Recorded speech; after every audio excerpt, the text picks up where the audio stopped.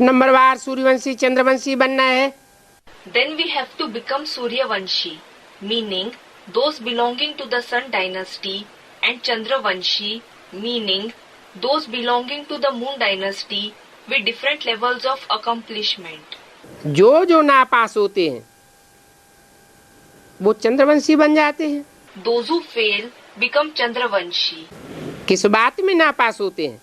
In what subject do they fail?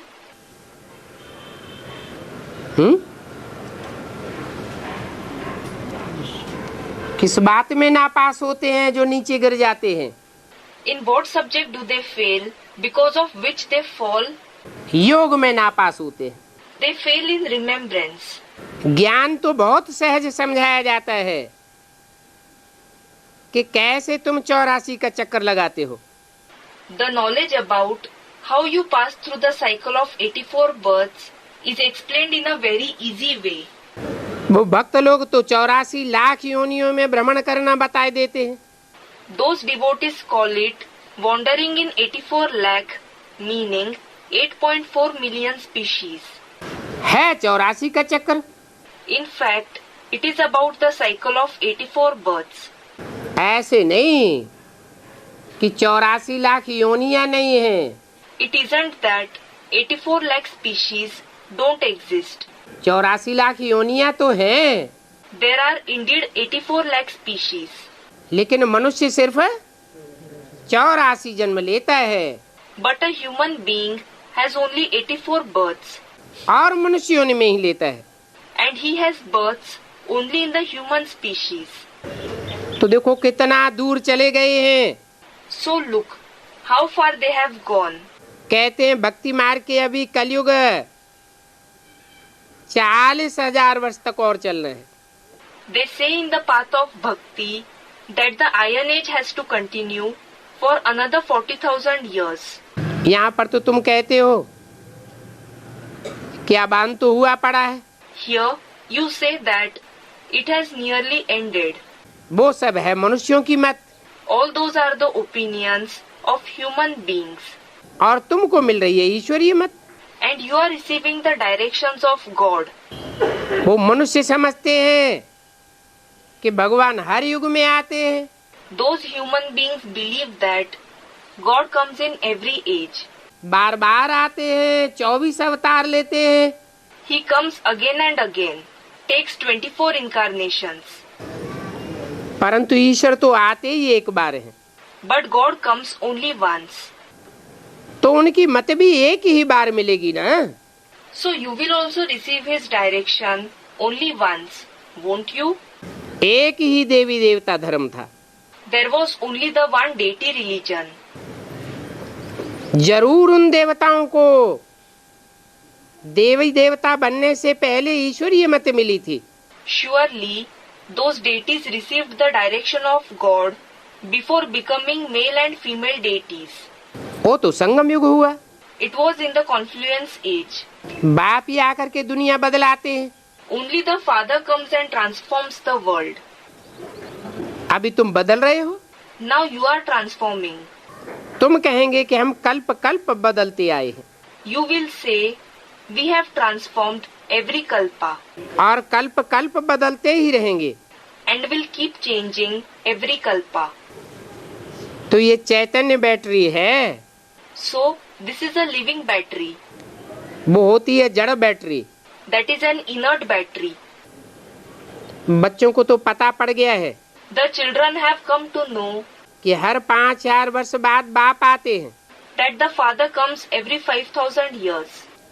आकर के हमको श्रेष्ठ से श्रेष्ठ मत भी देते हैं। After coming, He also gives us the most elevated directions. जरूर ऊंचते ऊंच भगवान बाप की ऊंचते ऊंच मत मिलती है। You surely receive the highest on high directions of the highest on high God the Father. जिस मत से तुम ऊंचते ऊंच पद पाते हो, The directions through which you attain the highest on high status. तो तुम्हारे पास जब भी कोई आते हैं So whenever someone comes to you, तो तुम बोलो tell them कि तुम अपन को ईश्वरीय संतान कहते हो ना। you call yourself the children of God, don't you? ईश्वर है ही एक शिव बाबा। Shiv Baba alone is God, Ishwar. ईश माना शासन करने वाला, Ish means the one who rules. वर माना श्रेष्ठ, Var means the best. वो श्रेष्ठ से श्रेष्ठ शासन करने वाला है। He is the best ruler. भ्रष्ट शासन कैसा होता है और श्रेष्ठ शासन कैसा होता है? What is a corrupt rule and what is an elevated rule? नाम रख दिया है Dushasan. The name Dushasan has been given. Dushasan, villainous character in the epic Mahabharat. दुष्ट शासन किया होगा तो नाम पड़ गया Dushasan. He must have ruled in a wicked way, so he was named Dushasan. जोर जबरदस्ती का शासन, बाहुबल का शासन, The rule of force and compulsion, the rule of physical power. बाहुबल में वाचा भी आ जाती है। Speech is also included in physical power. वाचा से किसी को उल्टा सूटला बरगलाया जाता है, If someone is misled through improper speech, उसको भी बाहुबल कहेंगे। that will also be called physical power. वो कोई योग बल नहीं है। That isn't the power of yoga. बाहुबल वाले कैसा शासन करेंगे? In what way will the ones with physical power rule? दुष्ट शासन करते हैं। They rule in a wicked way. योग बल वाले श्रेष्ठ शासन करते हैं। Those possessing the power of yoga rule in an elevated way. इसलिए देवताओं का जो शासन है वो अनुशासन से भरा हुआ है। That is why the rule of the deities is full of discipline. वहाँ वास्तव में देवताओं को कोई किसी के ऊपर शासन करने की दरकार नहीं। Actually, there is no need for anyone to rule over anybody among the deities there. यथा लक्ष्मी नारायण राजा तथा सब प्रजा। As is the king and the queen, Lakshmi Narayan, so are all the subjects. जैसे परिवार के भांति होकर रहते हैं। They live like the members of a family. नहीं तो आज के राजाएं तो प्रजा के साथ कितनी पार्शलिटी करते हैं। Otherwise, the kings today show so much partiality with the subjects. प्रजा का अर्थ ही होता है बच्चे। The very meaning of subjects is children. अपने बच्चों के लिए महलमानियां बनाकर छोड़ जाते हैं। They build and live palaces and mansions for their own children. और प्रजा And what about the subjects? कहते हैं आधे में जाम और आधा में रैयत। It is said, आधे में जाम और आधा में रैयत. आधा में उनके देह के संबंधी, देह से पैदा होने वाले बाल बच्चे, अर्थात उनकी दैहिक प्रजा पलती है। Meaning their bodily relatives, the children born through their body, meaning their bodily subjects are sustained by half of the wealth. और आधे में सिर्फ कहे जाने वाली मात्र प्रजा कही जाती है, वो पलती है। And those who are called subjects just for name's sake, they are sustained by the remaining half of the wealth. तो कितने देहवानी हो गए। So they became so body conscious. इसलिए बाप का नाम ईश्वर गाया हुआ है। That is why the father's name is famous as Ishwar. श्रेष्ठ ते श्रेष्ठ शासन करता है। He rules in the best way. ऐसे नहीं कि मुसलमानों की तरह तलवार उठाई और बदलो धर्म, तो जबरदस्ती धर्म चेंज करवाता है। It isn't that he forcibly makes them change their religion, like the Muslims who lift up the sword and threaten by saying, change your religion. या क्रिश्चियंस की तरह लालच दिखा करके बरगलावे में ला करके धर्म कन्वर्ट कराता है। Or that he tempts them like the Christians, misleads them and makes them convert to their religion. नहीं, No, सीधी सीधी ज्ञान की बातें बताता है। he narrates simple concepts of knowledge. ऐसा करेंगे तो ऐसी प्राप्ति होगी। If you do this, you will achieve this kind of attainment. वैसा करेंगे तो वैसी प्राप्ति होगी। If you act like that, you will achieve that kind of attainment. कर्म अकर्म विकर्म की गति समझाता है। He explains the dynamics of actions, karma, the actions that have no karmic return, akarm, and the wrong actions, vikarm. तो ईश्वर कहा जाता है। So, he is called Ishwar. उसकी याद में शिव जयंती भी मनाते हैं। Shiv Jayanti, meaning the birthday of Shiv, is also celebrated in his remembrance. जिससे साबित होता है कि एक बाप की ही शिव जयंती है। It proves that there is the Shiv Jayanti of only the one father. एक बाप ही कल्याणकारी है। Only the one father is beneficial. बाकी की जयंती सब अकल्याणकारी है। The birthday of all the rest is inauspicious. कोई कल्याण करने वाला नहीं है। No one is going to bring benefit. वो है भी सदगति दाता। He is also the giver of true liberation. उनकी ही ऊंचे ऊंचे मत मिलती है। We get the highest on high direction from him alone. परंतु उनका अपना शरीर तो है नहीं। But he certainly doesn't have his own body. तो जब अपना शरीर नहीं है तो कोई के मत द्वारा तो कोई के शरीर के द्वारा तो मत देते होंगे। So when he doesn't have his own body, then he will certainly give the directions through somebody's body. तुम भी आत्मा हो You too are a soul. तो इस शरीर द्वारा ही बातचीत करते हो। So you communicate through this very body. शरीर बिना तो आत्मा कुछ भी नहीं कर सकती। The soul certainly can't do anything without a body. तो निराकार बाप भी इस दुनिया में फिर कैसे आवे? So how will the incorporeal father also come to this world? गायन भी है कि रथ पर आते हैं। It is also famous that he comes on a chariot. तो उन्होंने फिर रथ दिखाई दिया है So they have shown a physical chariot. कि अर्जुन का रथ लिया, घोड़ों की गाड़ी ली। They have shown that he, meaning Krishna, took the chariot of Arjun. He took a carriage drawn by horses. अब घोड़े क्या हैं, रथ क्या है, लगाम क्या है, सो कुछ समझते नहीं है। Now what are these horses? What is the chariot? What are the reins? They don't understand this. ये इंद्रियां ही घोड़े हैं। These Indriya themselves are the horses. Indriya, meaning parts of the body used to perform actions and the sense organs. ये मन बुद्धि रूपी लगाम है। The mind and intellect is in the form of reins. ये शरीर रूपी रथ है। It is the body in the form of chariot, जिस रथ पर बाप सवार होकर के आते हैं, on which the father rides and comes. वो रथ अभी यादव कौरव और पांडवों की सेना के बीच खड़ा हुआ है। That chariot is now standing among the armies of the Yadavs, the Kauravs and the Pandavs. तो देखो कोई ने क्या और कोई ने क्या क्या बातें बैठ बनाई है। So look, different people have made different stories. तुंडे तुंडे मतिर भिन्ना। Different heads have different opinions. 20/9/67 की वाणी का तीसरा page. Third page of the Vani dated 2967. त्रिमूर्ति भी सूक्ष्म वतन में बैठ दिखाया है। They have shown the Trimurti, meaning the three personalities in the subtle world. अभी बाप हमको समझाते हैं सूक्ष्म वतन में तो कुछ भी नहीं होता।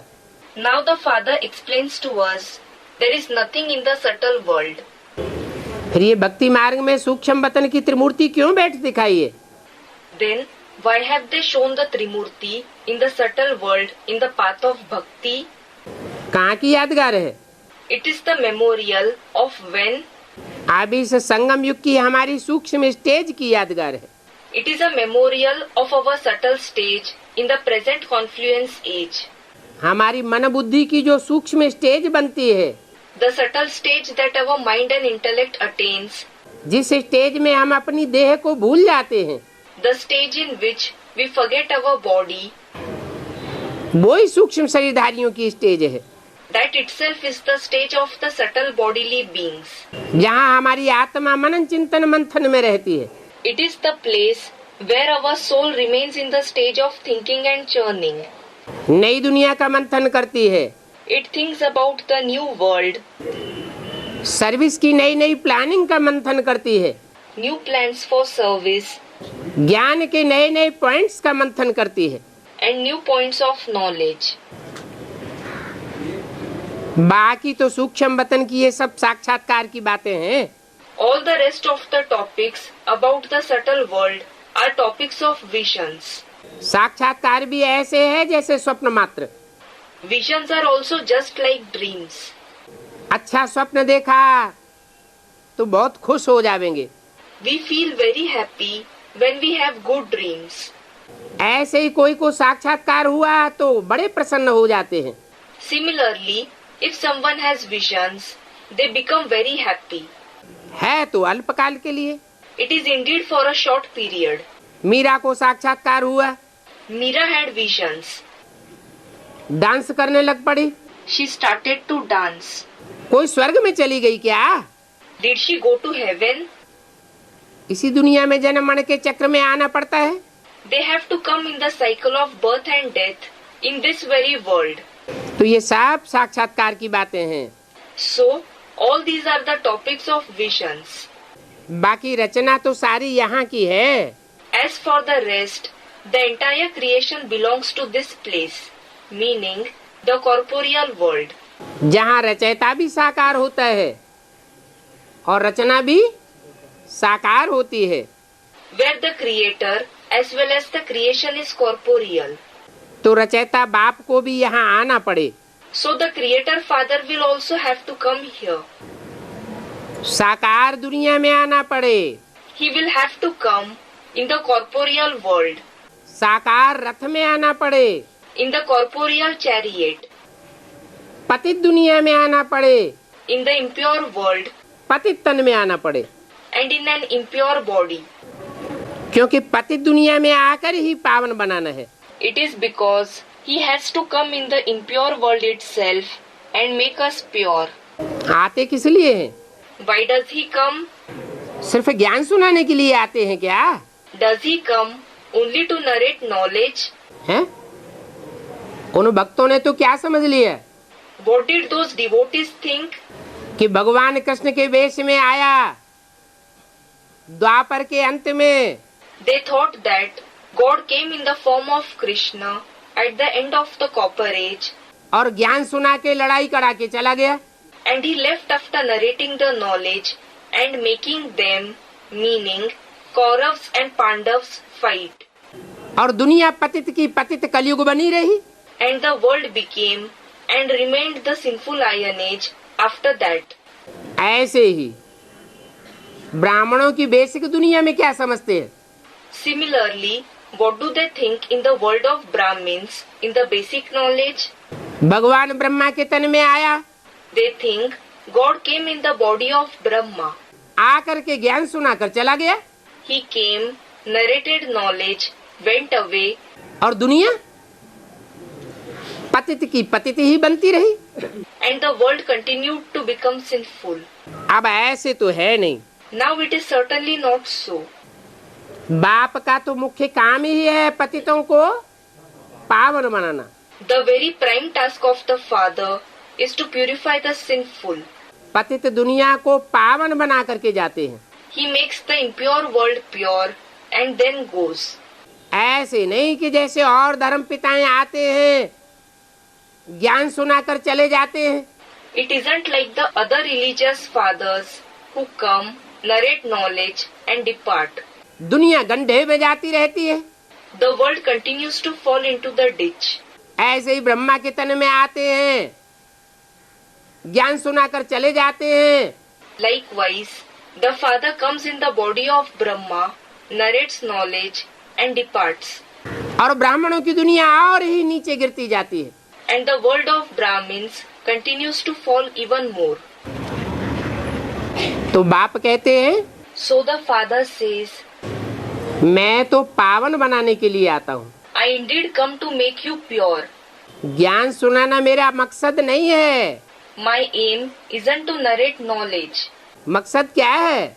What is the aim? पतितों को पावन बनाना। To purify the sinful. और यहाँ बच्चों को डायरेक्ट पावन बनाए रहे हैं। And here, the father is making the children pure directly. Direct माना What does directly mean?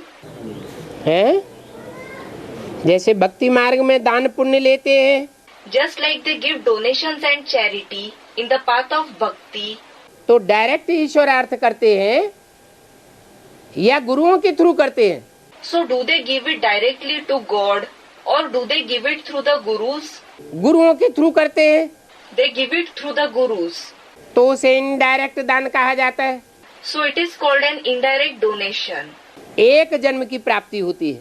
They make attainments for one birth. ऐसे ही Similarly, यहाँ तो मैं बच्चों को डायरेक्ट आकर के पावन बनाता हूँ। here I come and make the children pure directly. क्यों कहा डायरेक्ट पावन बनाता हूँ? Why did he say I make the children pure directly? ऐसा न हो कि भक्ति मार्ग में जैसे बच्चे गुरुओं में फंस गए। It shouldn't happen like it happened in the path of bhakti. The children entangled themselves in the gurus. भांति भांति के गुरुओं में और नीचे गिरते चले गए। In different types of gurus and continued to fall. जो भी गुरु आया से वो हम कह के बैठा। Whichever guru came, he sat on the throne calling himself Shiv. और बुद्धि में बैठ गया कि हाँ यही भगवान है। And it sat in their meaning, people's intellect. Yes, this one himself is God. तो दुनिया तो नीचे गिरनी ही थी। So the world had to fall in any case. अनेकों की मत से नीचे गिरते हैं, एक की मत से ऊपर उठते हैं। You fall by following the directions of many and rise by following the directions of the one. इसलिए बताया That is why he said, कि यहाँ तो मैं बच्चों को डायरेक्ट पावन बनाने आया हूँ। I have come here to purify the children directly. समझते भी हैं क्या You also understand. What? कि बाप अभी डायरेक्ट आया हुआ है, That the father has come directly now. फिर भी ज्ञान बुद्धि में बैठता नहीं है। Still, the knowledge doesn't sit in the intellect. और जिनकी बुद्धि में खुद ही नहीं बैठता है वो फिर दूसरों को भी नहीं समझा सकते। And those who themselves don't understand through the intellect, they can't explain to others either. श्रीमत को उठाते ही नहीं है। They don't obtain the Shrimat at all. तो न उठाने वाले श्रेष्ठ ते श्रेष्ठ बन ही नहीं सकते। So, the ones who don't obtain it can't become the most elevated either. जरूर कम जन्म लेने वाले हैं। They are definitely the ones who have fewer births. जो नहीं समझते हैं वो फिर क्या पद पावेंगे? What position will those who don't understand achieve? फिर यहाँ का हो या प्रजा का हो, Then it doesn't matter whether he's from here, meaning the royal family, or from among the subjects. जितना सर्विस करेंगे उतना उच्च पद पावेंगे। The more you do service, the higher the status you will attain. This service करेंगे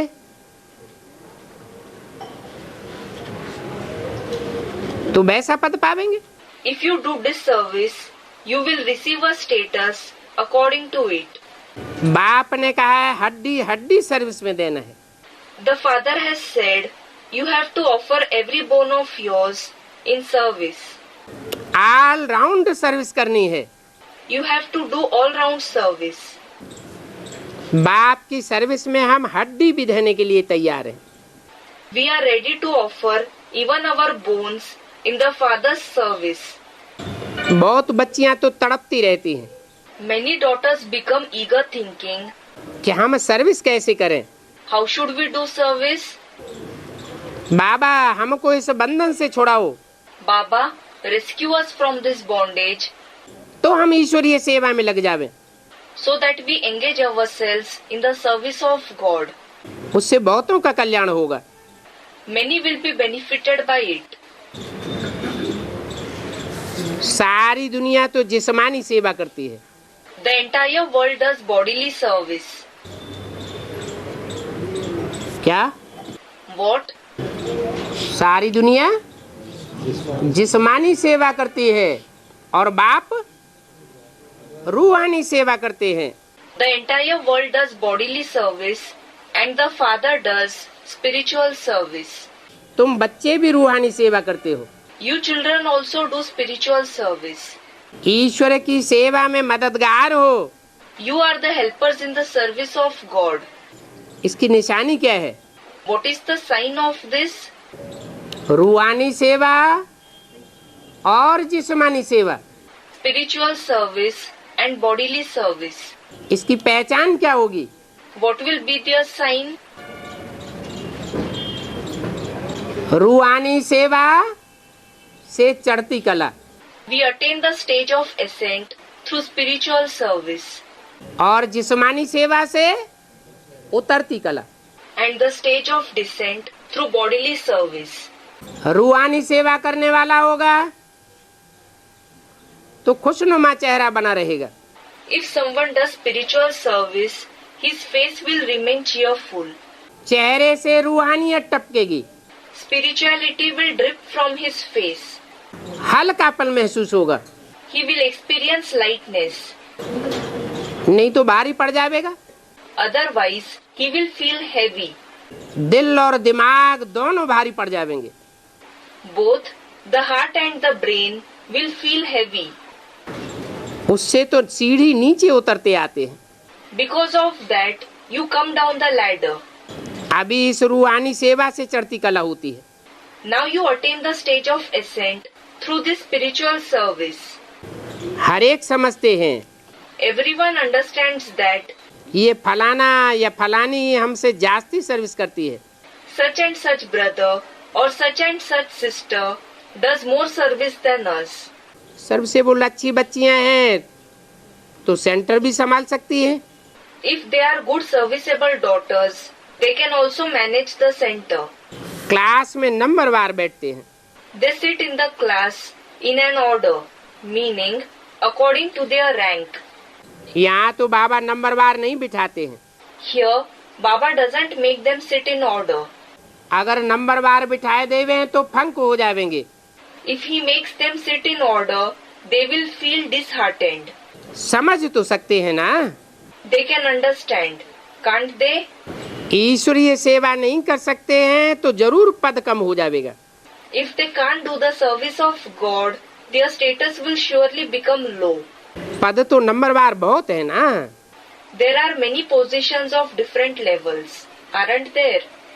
परंतु वो है Sukhdham But that is the abode of happiness, और ये है दुखधाम। and this is the abode of sorrow. वहाँ बीमारी आदि कोई होती नहीं है। We don't have any diseases and so on there. तो बुद्धि से काम लेना पड़ता है। We have to use the intellect. समझना चाहिए हम तो बहुत नीच पद पावेंगे। We should think that we will attain a very low status. बुद्धि चलनी चाहिए This should come in the intellect. क्योंकि सर्विस तो कर नहीं सकते हैं। Because we can't do service. जो सर्विस नहीं कर सकते हैं जरूर डिसर्विस ही करते होंगे। Those who can't do service will surely be doing disservice. ईश्वरीय सेवा से ही उच्च पद मिलेगा। We will attain a high status only by doing the service of God. तो अपनी जांच करनी चाहिए। So we should check ourselves. मैं रूहानी सेवादारी हूँ या जिस्मानी सेवादारी हूँ?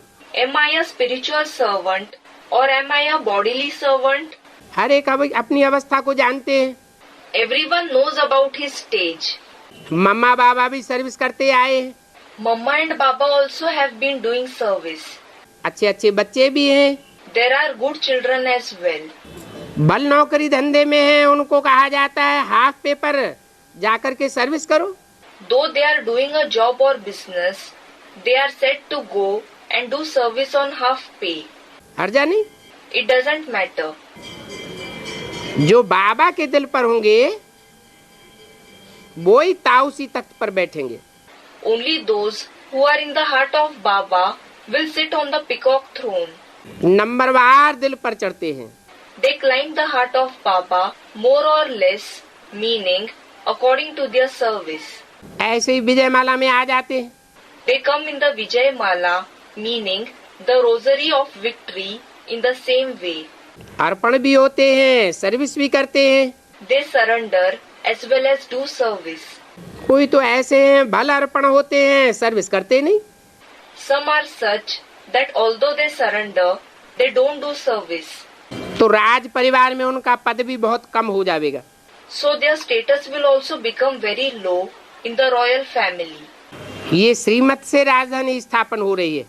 This capital is being established through Srimad. ऐसा कब सुना नहीं होगा कि कोई राजधानी स्थापन करने के लिए श्रीमत देता हो। You would have never heard that somebody gives Srimad to establish the capital, अथवा पढ़ाई से राजधानी स्थापन होती है। or that the capital is established through studies. कभी सुना क्या? Did you ever hear this? देखा? Did you see anything like this? हाँ, ये सुना है कि दान पुण्य करने से राजा के घर में जन्म लेते हैं। Yes, you will have heard that if someone does charity and donations, he is born in a king's family. बाकी पढ़ाई से राजाई पद पाए, ऐसा तो कब सुना नहीं होगा। But you will have never heard that someone attains the position of a king through studies. किसको भी पता नहीं है। Nobody knows this. तुम बच्चे तो पत्थर बुद्धि मनुष्यों को बैठ सुनाते हो। You children sit and explain knowledge to the human beings with a stone-like intellect. तमो प्रधान पत्थर बुद्धि ही तुम्हारे पास आवेंगे। Only those with a tamopradhan and stone-like intellect will come to you. बाप समझाते हैं, तुमने 84 जन्म पूरे लिए। The father explains, you have had the complete 84 births. तुम्ही को अब ऊपर जाना है। You yourself have to go above now. बाकी तो नीचे ही लटकते रहेंगे। All the others will keep hanging down. है तो बहुत easy. It is certainly very easy. तुम कलप कलप समझते हो नंबरवार पुरुषार्थ अनुसार।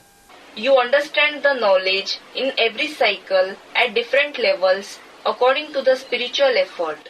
और बाप याद प्यार भी नंबरवार पुरुषार्थ अनुसार देते हैं।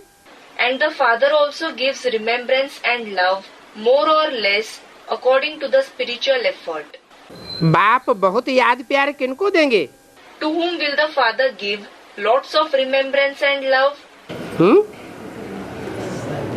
जो बहुत सर्विस में रहते हैं, बहुत सर्विसेबल हैं, उनको बहुत याद प्यार देते हैं। Those who remain engaged in service a lot, those who are very serviceable, the father gives them lots of remembrance and love. दिल पर भी वही चढ़ते हैं। It is they who climb the heart of the father as well. जो service नहीं करते हैं वो दिल पर कैसे चढ़ेंगे? How will those who don't do service climb the heart of the father? Service नहीं करते हैं तो डिसर्विस ही करते होंगे। If they don't do service, they will surely be doing disservice. अपन इसे पूछना है, We must ask ourselves, हम बाप के दिल पर चढ़ा हुआ हूँ? have I climbed the heart of the father? मैं माला का दाना बन सकता हूँ? Can I become the bead of the rosary? अनपढ़े जरूर पढ़े हुए आगे भरी ढोवेंगे। The illiterate ones will surely carry the burden before the literate ones.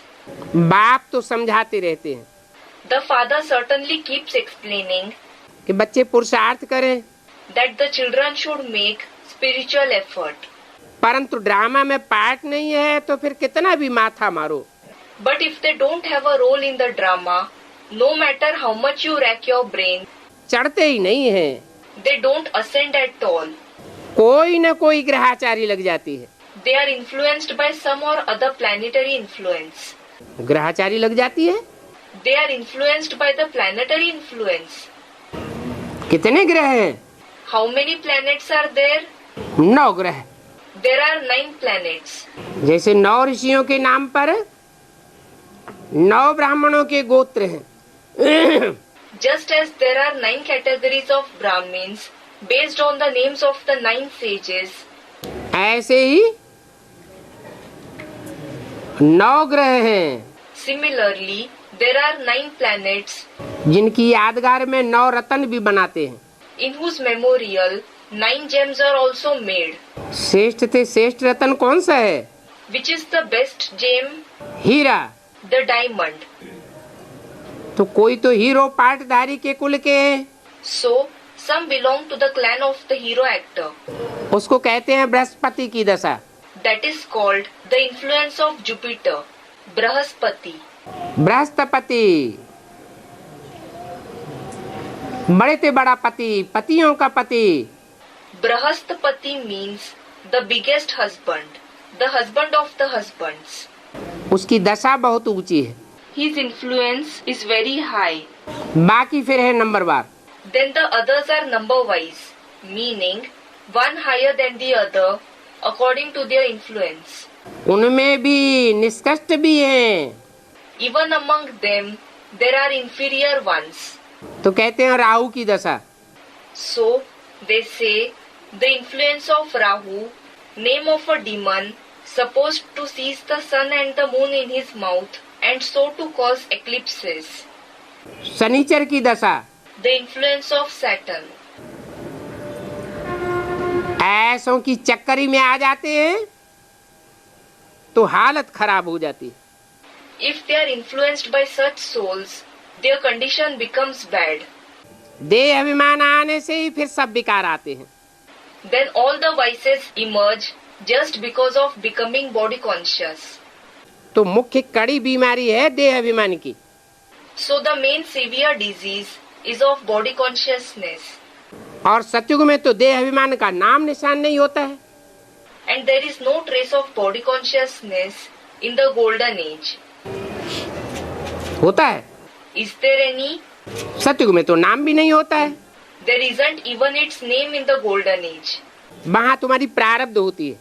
There you have your fruits of the previous deeds with you. यहाँ तुम पुरुषार्थ करते हो, Here you make spiritual effort, वहाँ प्रारब्ध पाते हो। and there you enjoy its fruits. अच्छा, ओम शांति। अच्छा, Om Shanti.